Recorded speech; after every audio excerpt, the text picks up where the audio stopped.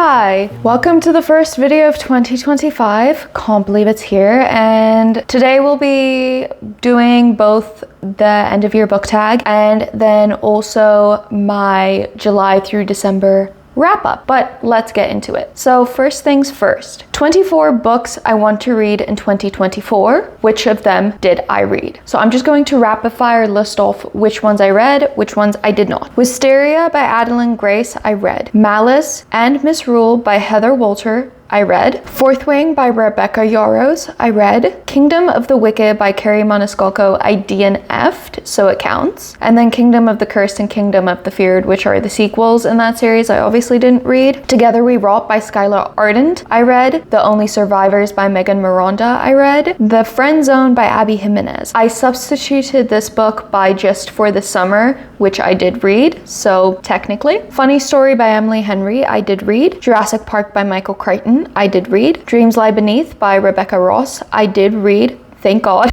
Icebreaker by Hannah Grace, I DNF'd, so it counts. Wildfire by Hannah Grace, I did complete. Witch Please by Anne Agur, I DNF'd, which counts. Under the Whispering Door by TJ Klune, I read. Nightbane by Alex Oster, I read, unfortunately. Emily Wilde's Map of the Otherlands by Heather Fawcett, I did read. Never by Jessa Hastings, I did not read. I decided I am no longer interested in that book. The Prisoner's Throne by Holly Black, I did read. The Coworker by Frida McFadden, I did not read. I just never felt in the mood for it, but I will at some point. The Housemaid 3 by Frida McFadden, I DNF'd, so it counts. And The One Dark Window by Rachel Gillick, I did read. The next question, which is a question I added myself just because I thought it would be fun, is how many series did you complete in 2024? And I completed in total 10 series this year. I completed the Malice duology, which I started and finished. I completed the Throne of Glass series,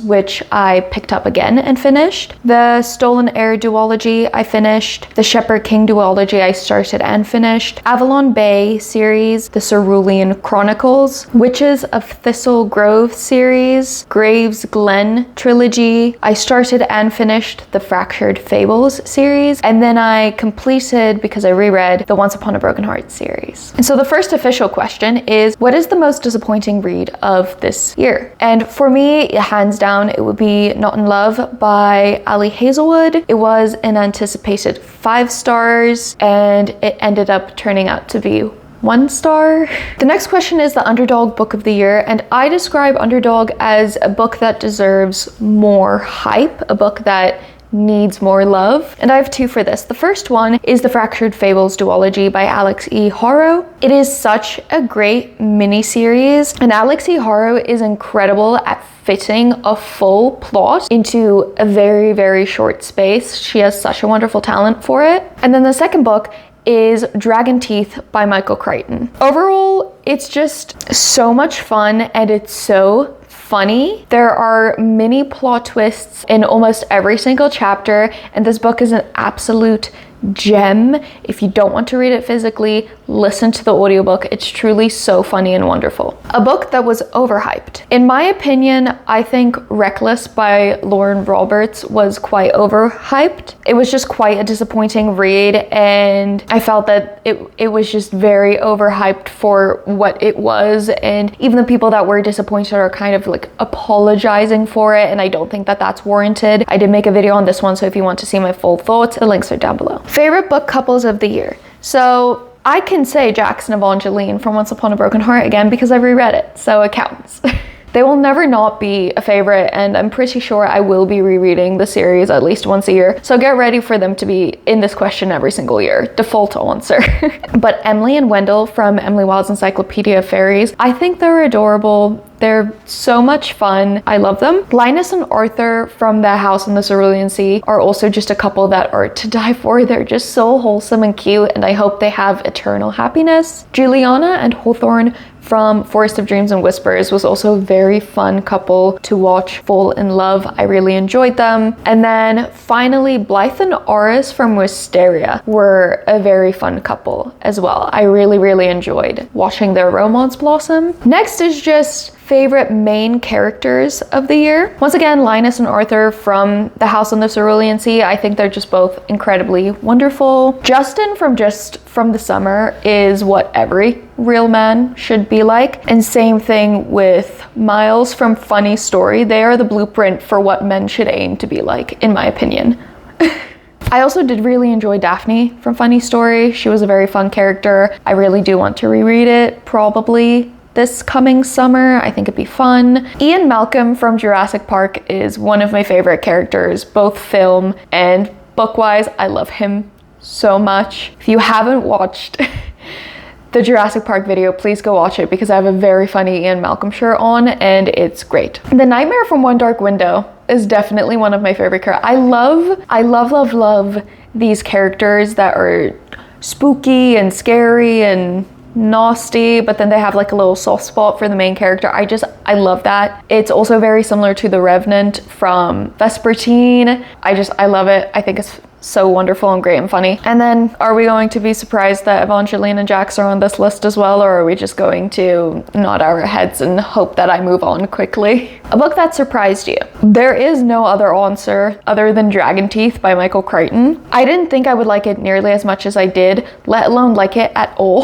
I went into it just wanting to read it for my boyfriend, and it ended up being just an absolutely wonderful time. Next is Phantasma by Kaylee Smith. I went into it wanting to love it, and then it went in a direction that I didn't really like. But now that time has passed since I've read it, it stayed in my brain a lot. Like, I keep thinking about the book, so I'm genuinely just shocked at how much I still love the book, even though there was a quite big section that I didn't really like that much, if that makes sense. New favorite author discovered in 2024. There are two. The first one is to Sonia Odette. I absolutely fell in love with how easy it is to read her work, and just the Entangled with Fae series is just so wonderful. I still have 3 books left, and I'm avoiding picking them up because once they're done, what do I do? Her books are very fun. They're really wonderful if you're looking for something simple but fantasy. And then the second author is obviously Rachel Gillick. She has skyrocketed to be one of my favorite authors. I absolutely love the Shepherd King duology. I thought it was stunning, and I cannot wait for The Night and the Moth to come out next year. Cover looks stunning. I'm very excited, and I can't wait. Happiest book of the year would be Somewhere Beyond the Sea by TJ Klune. There were a lot of sad tears shed during this book, but I just absolutely love the characters and being back with them in their world and just watching them be happy and growing more. It just made me so happy, and I was genuinely so sad when it was over because that world is such a comfort world for me. So that was definitely one of the happiest books that I read this year. On the other side of the spectrum, what is the most frustrating book of 2024? I have 2. First would be The House of Salt and Sorrows by Erin A. Craig. There was so much potential for this to be good, and it just fell completely flat, and it's just so irritating that happened. And then the second book is Reckless by Lauren Roberts.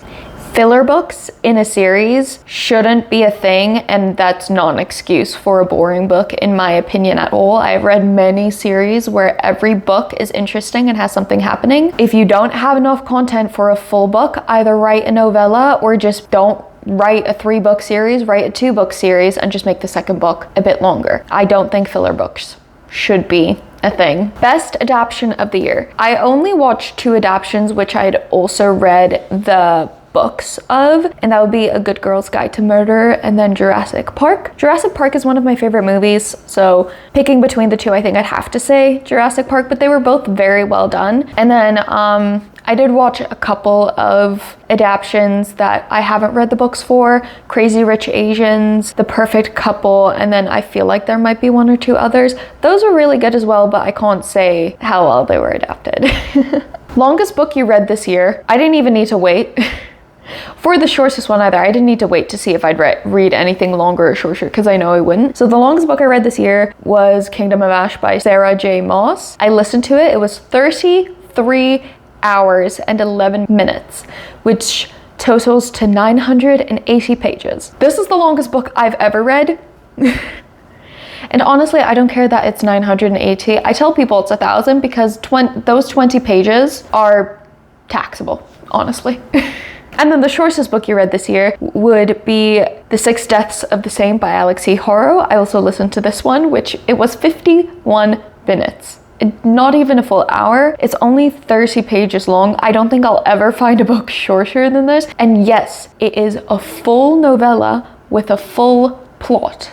Alex E. Horrow has a mind like no other. Favorite covers of the year. Is it cheating if I put Greenie by Megan C. Rose, which is my book? Is that cheating? Because I do love my cover and I did read that book this year, so.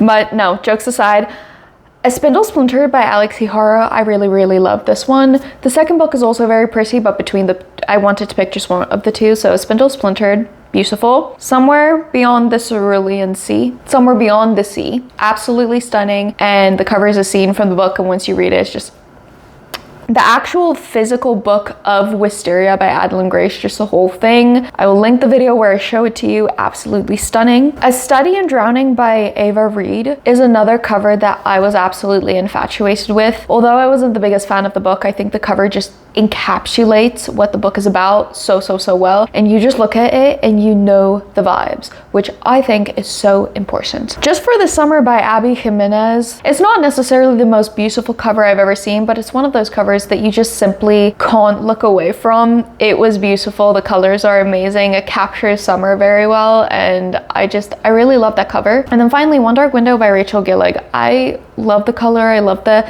mini gold foiling that just gives the book a little shine. Again, it captures the atmosphere perfectly. It's beautiful. A book you haven't stopped thinking about. The first book, very shockingly, is Hidden Pictures by Jason Rekulok. The concept was just so unique. The pictures inside really stuck with me, and I've just been wanting to read a book like that since, even though there were some themes that I wasn't that fond of. I go into it more in depth in the video where I read it, but I do want to own a physical copy. I'm thinking of buying it secondhand, because it just, like, I don't know, it really stuck with me. It was really fun. Next is the Shep and King series by Rachel Gillig. I mean, obviously this is a series that made her one of my favorite authors. It was just so excellent. Somewhere Beyond the Sea by TJ Klune, but to be fair, I think about that entire series at least once a month.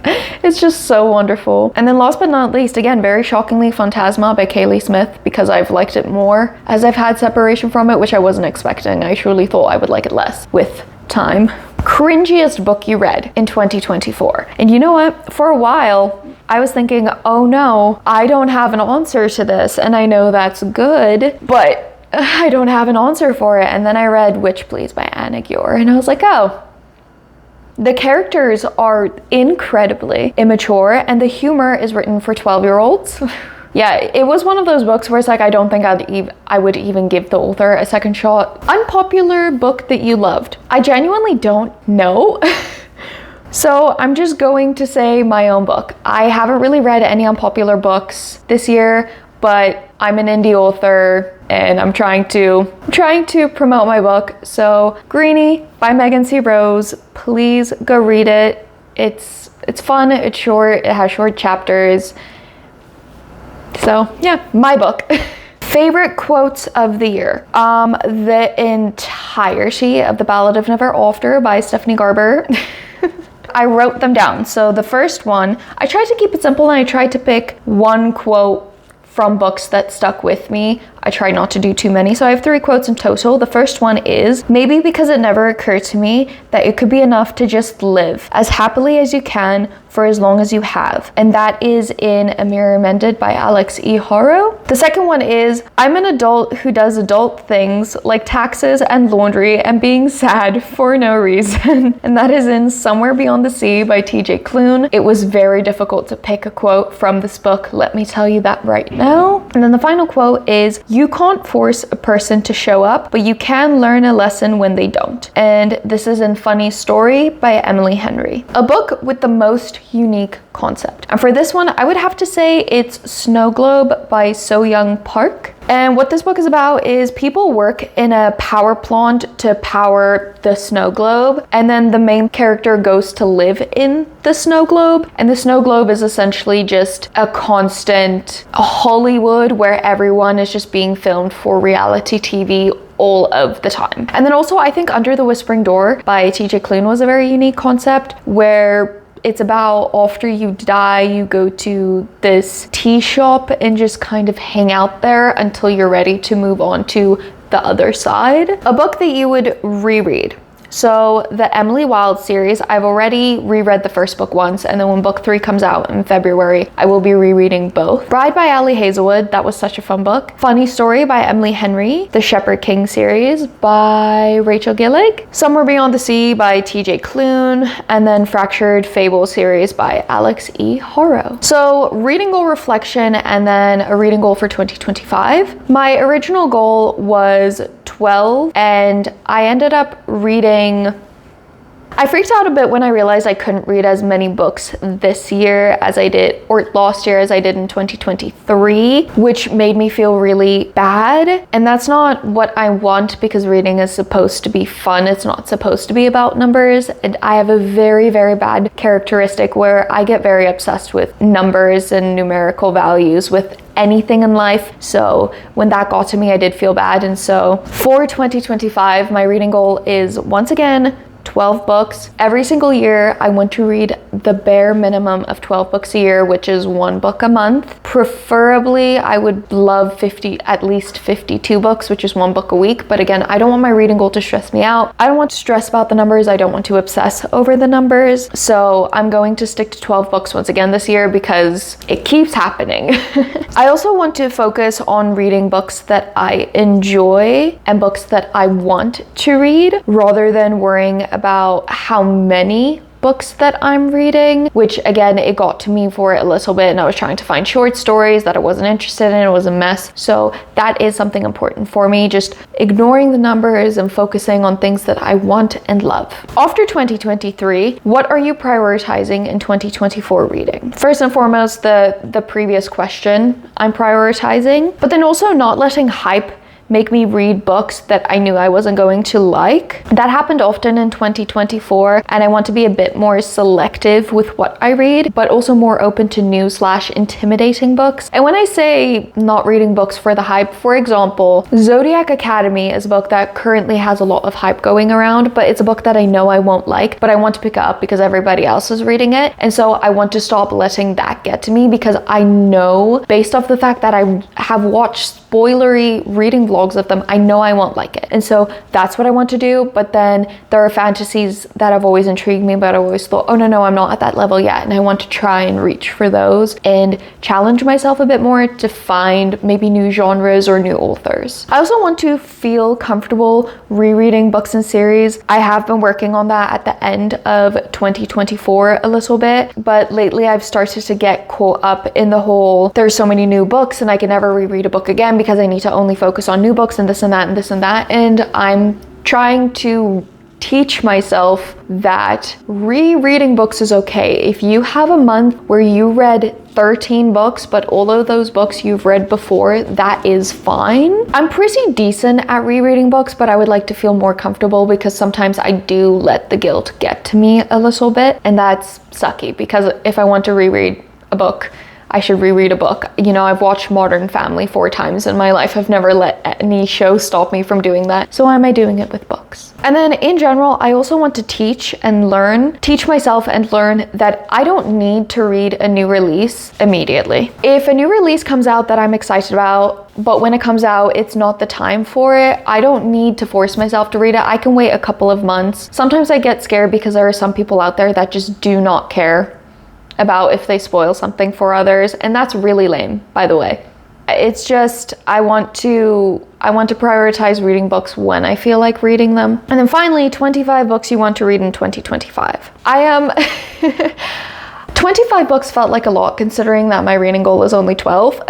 So I ended up just making a list of my most anticipated releases or reads that I could think of. Currently, there is 14. If I add any more after I've already filmed this, I'll I'll just put the full list up here. So currently I only have 14. I know it's not 25, but last year I added books just to add books. And for me, this blank books you want to read in blank here is for me like the most anticipated ones, like ones I need to get to before the year ends. So I try to go a bit differently about that. So the 14 books that I have is Emily Wilde's Compendium of Lost Tales by Heather Fawcett, or Fawcett?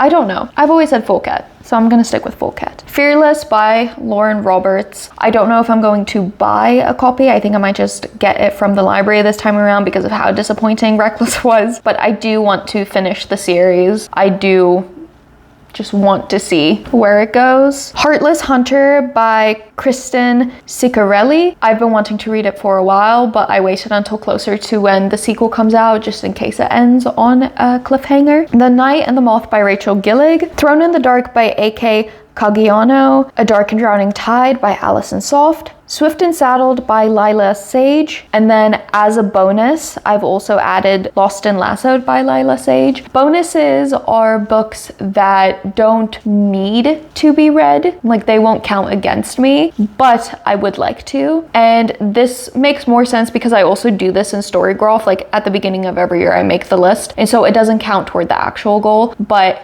if it's there, it's a bonus book. Part of Your World by Abby Jimenez, and then Yours Truly by Abby Jimenez. I'm considering making Part of Your World a bonus because I've heard so much better things about Yours Truly, but we'll see. I would just like to try and catch up with the series before her new release comes out so that whenever I feel ready to read that I can. The Songbird of Heart and Stone by Carissa Broadbent. The Bones Beneath My Skin by TJ Klune. That is a new release that I just found out about and I'm ecstatic. Great Big Beautiful Life by Emily Henry. So that is all that I have so far. If I add any more to this list before it goes up, I will add them right here for you so you can see the other books on my list. But that is it for all of the questions. I will check back in a couple of weeks to do my semi-annual wrap up. I will see you in a little bit.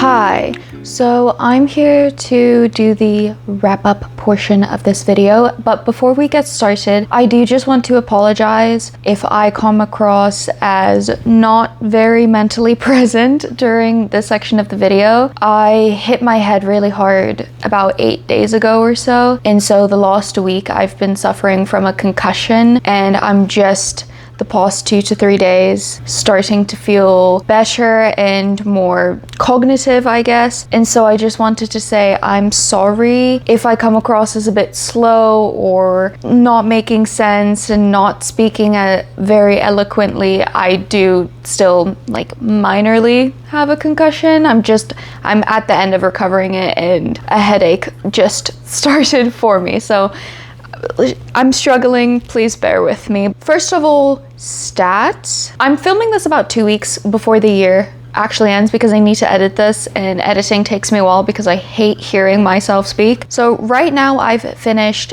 88 books, but I'm definitely on track to finish at least 90. With that being said, any books that are not listed in this section that I do finish or DNF, I will put it in the description below just with a tiny little summary of my thoughts so that you have all of the books that I've read this year together in one place. Currently 88 books, which is about 17,625 pages or 579 hours and 37 minutes of listening. About 99% of the books that I read were fiction and 1% was non-fiction. My top genres. In order, top 5 genres for me would be number 1, fantasy, number 2, romance, number 3, young adult, number 4, thriller, and then number 5, LGBTQI+. And then lastly, I thought it'd be interesting to talk about the format. I've read 34% print books, so either paperback or hardcover. 15% of my reads have been digital, so ebooks. And then 51% of my reads have been audiobooks. And so because I have so many books and half a year to catch up on, rather than doing it chronologically, I have sectioned them into ratings. So the first section will be the DNFs, and there are 15 total. The first one is Your Blood, My Bones by Kelly Andrews. I tried to read it twice and I genuinely just don't have any interest in the story and I find it quite boring. Next is Butcher and Blackbird, which is book 1 in the Ruinous Love series by Bryn Weaver. Also, my tablet is right here with my notes, which is why I keep looking over, just in case you're wondering. It was just a bit too gory for my taste. I do think that this series would be the dark romance series that I would like if I wasn't as incredibly squeamish as I am. I'm the person that faints when I get my blood pulled. If I'm in the room while someone else is getting their blood pulled, I have to look away. My hands go numb, I see white stars. I'm very, very squeamish. So any book with mild gore or body horror, I do struggle with. Next is Hooked, which is book 1 in the Never After series by Emily McIntyre. It was gory and I hated James, so I said no thank you. A Ship of Bones and Teeth, which is book 1 in the Nightwind series by Karina Hale. The male main character genuinely just grossed me out, and he basically essayed the female main character, which is it's a big fat no in my book. We very unfortunately have Flawless, which is book 1 in the Chestnut Springs series by Elsie Silver. I just didn't really click with the writing that much. I read a decent portion of it and I didn't feel invested in the characters. I didn't care what would happen to them, and so I decided to not waste any more time. Filthy Rich Fae by Jeneva Lee. This is kind of a soft DNF. I was decently interested in it. However, it wasn't the right time for that book. All right, next we have Truly Madly Magical, which is book 3 in a series that I did not write down. Oops. It's by Hazel Beck, and to be honest, I didn't know it was an accidental pregnancy trope. I just went into it. If you know me, you know I don't really read the backs of books ever, and when I do, I tend to forget what was on it extremely quickly. So I didn't know that this was an accidental pregnancy trope, and I don't like reading about pregnancy. I really, really don't. It gives me a big, massive ick. Pregnancy terrifies me, and I don't want to read about it. Next we have a DNF that I gave a second shot and DNF'd again, which is Kingdom of the Wicked. It is book 1 in the Kingdom of the Wicked series, and it's by Carrie Maniscalco. I wanted to give this book another shot because I listened to it before and thought maybe if I physically read it, it would be better. However, my original reasons for DNFing this book remain true. The actual atmosphere of the book is really great. However, the plot is lacking, and it's essentially a glorified cookbook. It's just in a fantasy world-ish, kind of, because it's still Italy. Next we have Witch Please, which is book 1 in the Fix It Witches series by Anne Aguirre. These characters were so incredibly immature. The humor was written for 12-year-old boys, and there was not any plot to be intrigued by. We also have Hollow Heathens, which is book 1 in the Hollow Heathens series by Nicole Fiorina. Honestly, I think the plot was way too lackluster, especially for a 600-page book. I might pick it up again because I really, really enjoyed the gothic spooky atmosphere, and because I got about 200 pages in, I think reading the remaining 400 pages would be easier. However, it's just way too slow and it needs much more plot than it has. Next we have Iron Flame, which is book 2 in the Empyrean series by Rebecca Yarros. I got bored and I didn't care about the plot enough to continue and sit through all 28 hours of the audiobook. Next we have Cruel Beauty, which is book 1 in the Fairy Tale series by Rosamund Hodge. This was recommended as a gothic fantasy, and it's just not a gothic fantasy, which was strike 1 for me. Strike 2 was the fact that we were trapped inside the FMC's head. Next we have The Heiress by Rachel Hawkins. I'm a fan of the author. I've read quite a few of her books before. I just didn't have any interest in this one. Next we have The Courting of Bristol Keats, and it's by Mary E. Pearson. This book can be summed up as messy. both the plot and the characters fell very flat, and it read like a very confusing first draft. And then finally we have Just the Nicest Couple by Mary Kubica. One of the main characters is pregnant, which, like I said, I don't like pregnancy books at all. And then in addition to it, the way her husband was like talking about, so just it gave me the ick. Next section is books with no ratings. These are either non-fiction or novellas. Those are usually the ones I tend not to rate. The Queen's Shadow, which is novella 1 in the Chaucer's novella by Rachel Song. It was fun. I do feel like both the romance and the plot was a lot to fit into a novella, so I struggled to connect with it, but I do recommend it if it sounds interesting. Next we have the Fractured Fables duology, which is 2 novellas by Alex E. Horrow. These are some of my favorite novellas that I've ever read. Alex E. Horrow has truly such a talent for getting a full plot into a novella, and it's just, I love it. I can't wait to get a physical copy of the book and reread it at some point. And there's art in it, which I love art in books so much. Next we have Graveyard Shift by M.L. Rio. It was interesting, but I thought it would be much more spooky and the cemetery setting would be the main setting, but it ended up being very sciencey and academic, which isn't a bad thing. It's just not what I was picking it up for. And then lastly we have Cruel Winter by Ali Hazelwood, and it's book 1 in the Under the Mistletoe series. I needed this from Miss Ali. I needed her to redeem herself after Not in Love. This has put faith back in my heart for her and reminded me why I love her. It's 73 pages and it's just a very fun holiday romance. The next section we have is 1 to 1.75 stars. First, we have The Lost One at the Wedding by Jason Verkulok, and I gave that 1 star. I will never read anything by this man ever again. The main character is awful. He thinks he's this great person that he's not. Any female character is either devoid of a personality or brought down to a singular personality trait.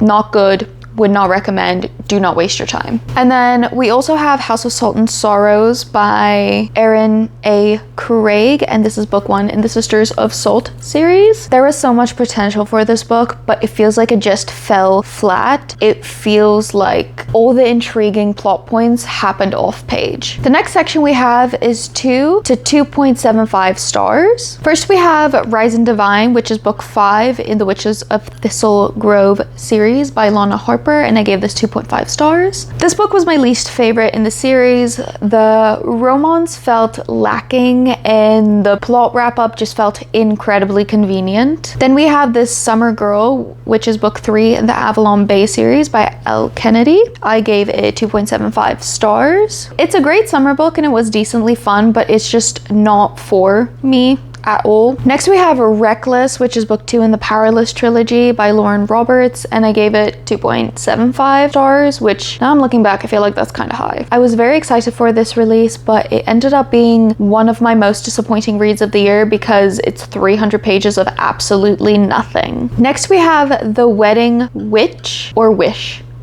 Witch. It's book 3 in the Graves Glen series by Erin Sterling. I also gave this one 2.75 stars. This is also my least favorite book in the series. I like the MMC, but his insta love was absolutely insane, and it was a Christmas book more than a Halloween book, which is very disappointing because book 1 and 2 felt like Halloween Town but for adults. And lastly we have A Very Merry Bromas, which is book 5 in the Bromance Book Club series by Lissa K. Adams, and I also gave this one 2.75 stars. This book was just very sad for me to read because it was kind of a solidifier that, aside from just a few key authors here and there, I'm really not a contemporary romance girly anymore, which I'm not shocked by because the growth has been very steady out of the genre, but I am sad. The next section we have is the biggest section by far, and it's the 3 to 3.75 star range. First we have Bad Girl Reputation, which is book 2 in the Avalon Bay series by L. Kennedy, and and I did give this one 3 stars. Same review as the previous one. It was fun, it's great for summer, but it's just not a book for me anymore. We have A Study in Drowning by Ava Reed. I also gave this 3 stars. This was a previous DNF, but I'm happy I gave it a second chance. I recommend the audio. I felt like it was a bit slow, and with audiobooks, I do feel like slower paced books feel faster when someone else reads it to you than when you actually have to sit down and focus on reading it. We have The Midnight Feast by Lucy Foley, which I also gave 3 stars. This book was strange because it kind of felt like a copy paste of both The Guest List by Lucy Foley and His and Hers by Alice Feeney, but the ending was decent enough to have made the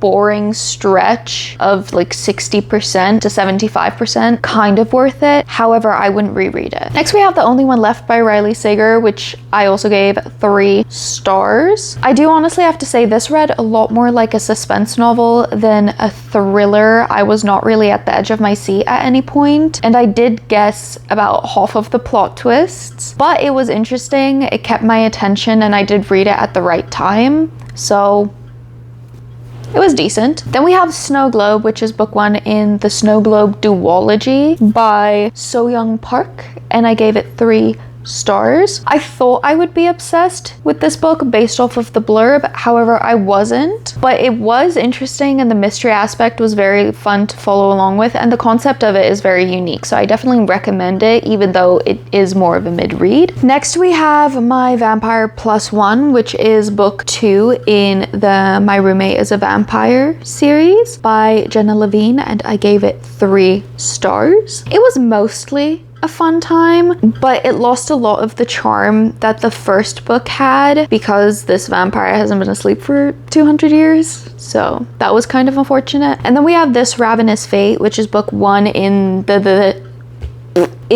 This Ravenous Fate series by Haley Dennings. I gave it 3 stars. I knew I wouldn't click with this one because I'm really not a 1900s history person, and it's set in the 1920s, but I wanted to give it a shot. It was fun, but it wasn't my thing. I would recommend it if it sounds like it could be your thing and you like that time. Next we have Together We Rot by Skyla Ardent, and I gave this one 3 stars. I don't know if I read the back ever or if it was just the cover that made me want to read it, but this was not at all what I was expecting, but the cult aspect of the book was very interesting, so I would recommend it, but definitely read the back before reading it, because what I expected and what I got were complete opposites. Next we have Midnight at the Christmas Bookshop, which is book 2 in the Christmas Bookshop series by Jenny Colgan. This one is also a 3-star read. I didn't like it as much as the first one, and the Christmas vibes were not nearly as immaculate as in the first one. However, I am happy that I finished the series and it was decent. I don't regret reading it. It just wasn't as good. Next, we have Apprentice to the Villain, which is book 2 in the Assistant to the Villain series by Hannah Nicole Meirer, and I gave this one 3.25 stars. This book just felt flat to me, to be perfectly honest. The plot felt very planned and convenient, which I didn't really like. Next we have Our Crooked Hearts by Melissa Albert, which I gave 3.25 stars. I'm gonna go drink an Advil, hold on. This one was interesting and I would recommend it. However, for some reason, this author's writing and I just do not click, so I don't think I will be picking up any of her works again. However, she is a very excellent writer, and if you feel wanting to give her a shot, I definitely would recommend doing so. Then we have Dreams Lie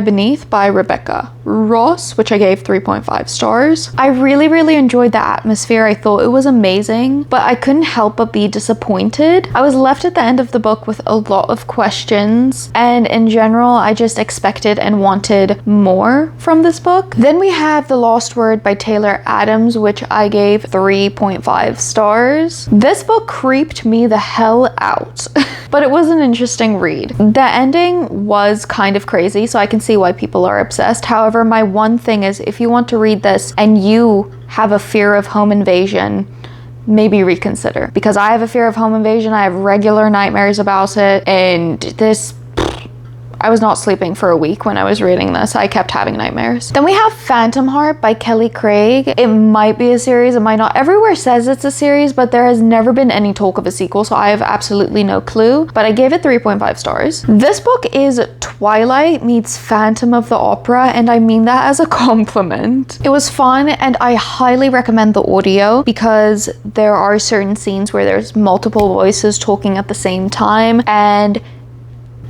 they play the chandelier crash. Because it's a Phantom of the Opera retelling, there is a chandelier crash and you can hear it in the audio, and it's very fun. There were also a lot of twists that I wasn't expecting. Like, this book was just insane. Then we have Phantasma, which is book 1 in the Wicked Games series by Kaylee Smith, and I gave this 3.5 stars. I was very intrigued by the Carnival-esque plot line, but it was ruined by the absurd amount of spice. I do like it a bit more now that I've had separation with it. However, I do wish that there was less smut and more plot. Then we have His and Hers by Alice Feeney, which I gave 3.75 stars. This was originally a DNF. I tried to physically read it and I couldn't click with it, so I ended up listening to it instead. It was very interesting and the plot was very engaging, but it is incredibly dark, and I don't know how I feel about that. It was a bit rough to listen to at times. Next we have Nettle and Bone by T. Kingfisher, which I gave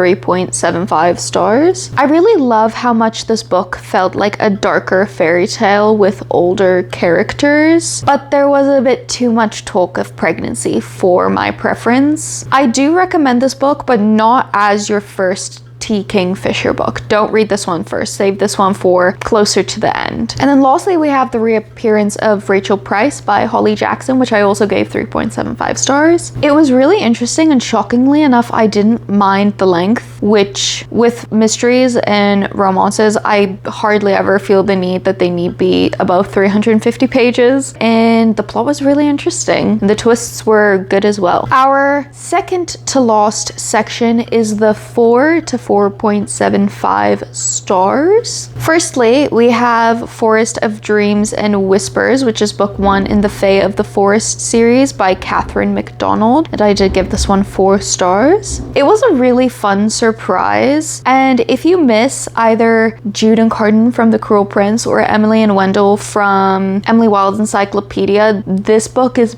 absolutely perfect for you. Next we have Fourth Wing, which is book 1 in the Empyrean Empire by Rebecca Yarros, and I gave this one 4 stars as well. I really didn't want to like it because of how long the series was, and I didn't want to get invested in such a long, thick book series, but I did.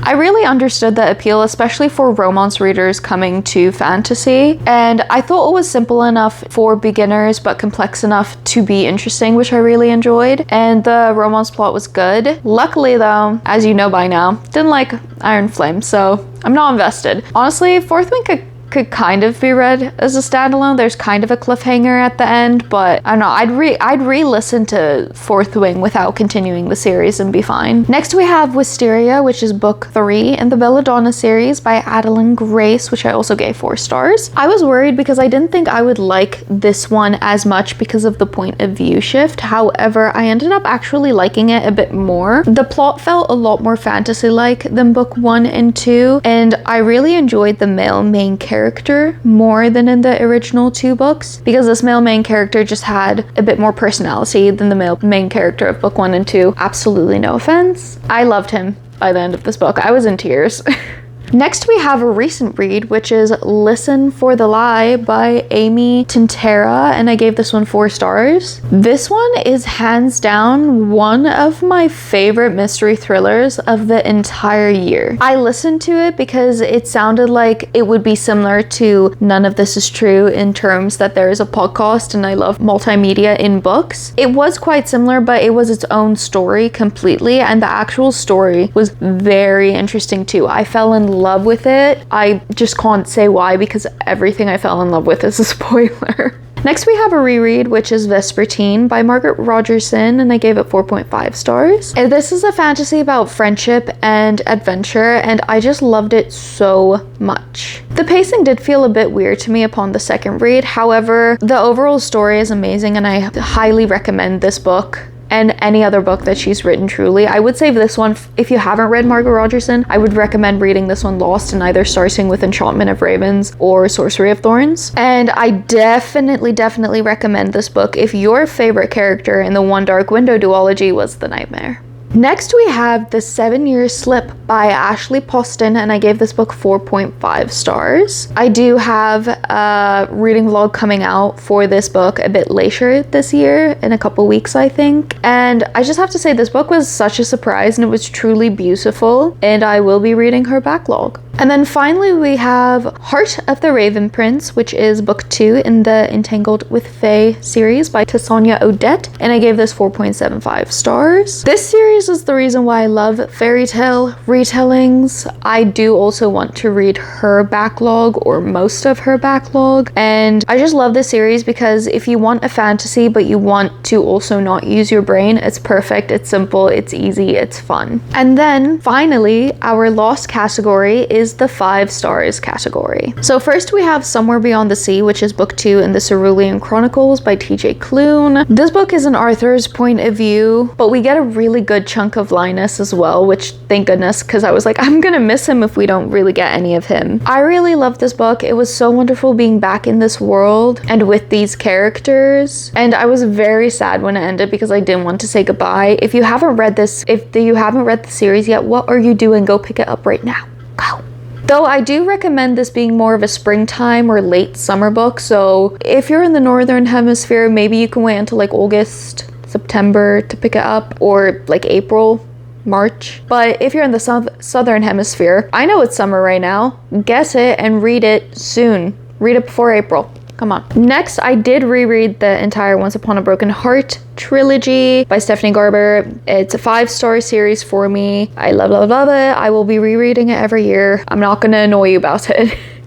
And then lastly, I reread Enchantment of Ravens by Margaret Rogerson, which is also a 5-star read for me. I've been wanting to reread all of Margie's books, and so I've done 2 of them, as you can tell. This book is absolutely perfect for November time. However, I listened to the audiobook this time instead of physically reading it, and I do regret that. I do wish I physically read it instead. Vespertine I recommend audio though. But yes, that is every book I read from July through December 2024. I've said this multiple times, but I'm definitely on track to finish at least 2 more books, and I might DNF 1 book, definitely, because it feels more like a summertime book. All of those I'll list in the description as well, just so you can get a summary of my thoughts in case you want to read them. Those books will be The Perfect Marriage, not Carvel, Spectacular, and then Looking for Love in All the Haunted Places, and there might be a couple more, so definitely check out the description just in case. What was your favorite read of the year? I don't allow myself to pick rereads because that feels a little bit like cheating, so I think I'd say mine was Somewhere Beyond the Sea. If you like me or my videos, I really appreciate a like, comment, and subscribe if you feel like it. I'm so sorry again if I didn't make a lot of sense today. I'm still like, I'm just getting out of the concussion, so please just, sometimes I make more sense. I don't always speak like I'm concussed, so yes. But I hope you have a wonderful day. I hope you have a wonderful start to the new year, and if you do resolutions, I'd love to hear some of yours. Talk to you guys soon, I guess. Bye.